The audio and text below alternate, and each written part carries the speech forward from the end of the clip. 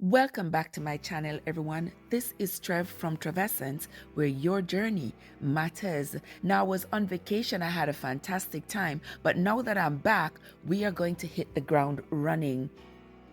And for the week and a half that I've been gone, so much has happened in Jamaica, in America, and basically around the world. One social media influencer was murdered in Jamaica. One nurse practitioner in Raleigh, North Carolina was murdered by a patient. And also, two nurses in the maternity ward of one hospital in Texas were killed by the father of the baby they were delivering. We're going to get into those stories and more. But before we do that, if you're new here, a very special welcome to you. If you have not yet hit that subscribe button, now is a great time to do so. And don't forget to turn on your notification bell so that whenever I upload a video, you'll be first to get notified. And to all my returning travelers, I want to say thank you for your continued support. Police in Durham, North Carolina, are investigating the death of a nurse practitioner, June Onkundi, who was stabbed to death by one of her patients. On Tuesday, October 18th, the Durham police responded to a call from the Freedom House Recovery Center where a woman was reportedly stabbed. According to her family, Onkunde was stabbed to death by one of her patients while she was at work. According to the news, police officers responded to a disturbance with a weapon call just after 1:40 p.m. on Tuesday. When they arrived, they discovered that June Onkunde had been stabbed. Onkunde was taken to the hospital, where she later died of her injuries. On Thursday, North Carolina Nurses Association President Mika Ingram released this statement. We are heartbroken by the senseless death of our colleague and fellow North Carolina Nurses Association member, June Onkunde.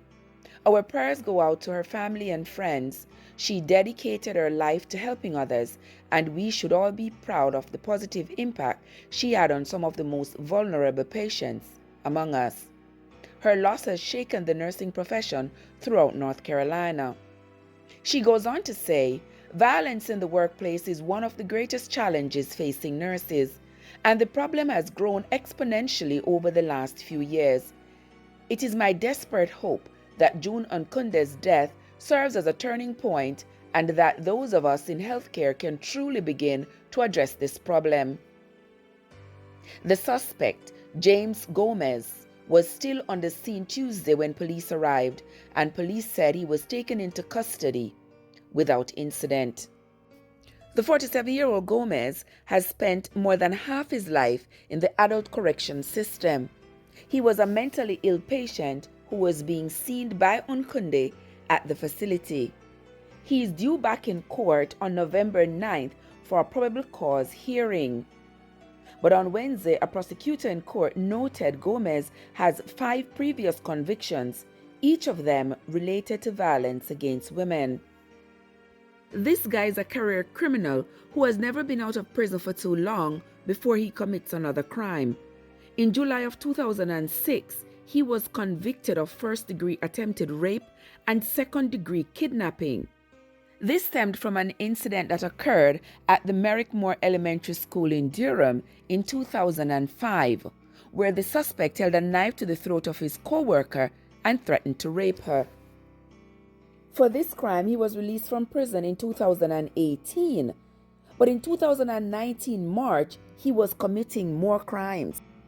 This time, he was charged with kidnapping, assault, and strangulation of a female. He was sentenced to prison again and got out only 4 months ago. No motive has been established for the attack, and Gomez is being held without bond.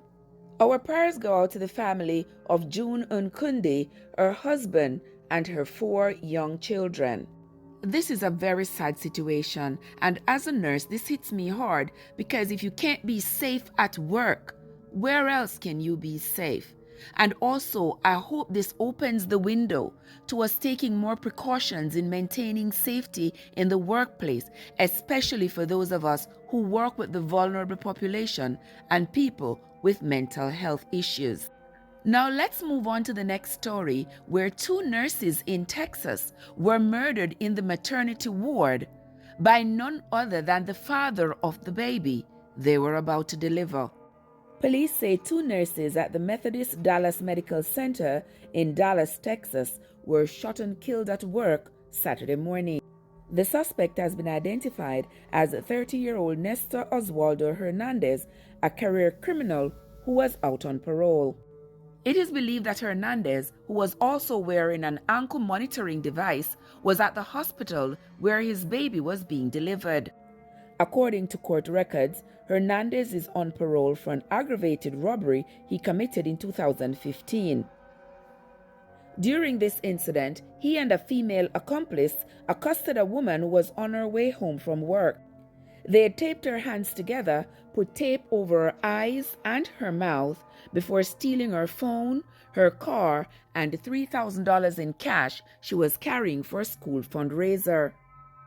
The victim suffered a broken nose and broken bones around her eye.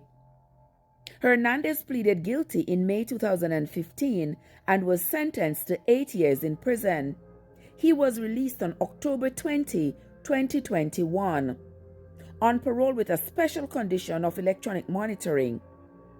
And now this. Police are still trying to establish a motive for this latest incident. But what we do know is that two nurses, two of my professional colleagues, have lost their lives in the line of duty. All because the system failed to keep this violent criminal away from the rest of us. Our sincere condolences go out to the families and friends of the two nurses who lost their lives. We will continue to follow this story, and when we get more information, we'll be sure to bring it to you. That's going to be it from me for now, my friends. Until next time, this is Trev from Trev Essence, where your journey matters.